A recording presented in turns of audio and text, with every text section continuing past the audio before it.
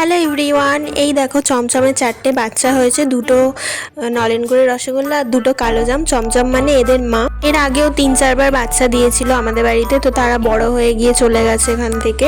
আজকে আমি বাপের বাড়িতে এসেছি, এসেই দেখলাম যে 4টে এরকম কিউট কিউট বাচ্চা।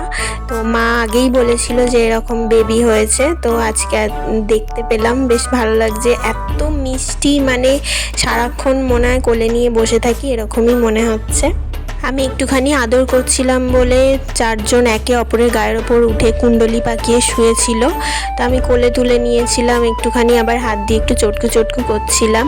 তো এত কিউট বাচ্চা, মানে দেখে থাকতে পারিনি। তো চমচম আসলে তোমাদের দেখাচ্ছি। চমচম চলে এসেছে। ও কিন্তু বাচ্চাগুলোকে খাইয়ে তারপরে ও লাঞ্চ করবে। ওকে ভাতের সাথে মাছ মাখিয়ে দিলেও খাবে না, ওকে শুধু মাছই দিতে হবে বেছে বেছে। তো যাই হোক, ব্লগটা এখানে শেষ করছি। সবাই ভালো থেকো, বাই।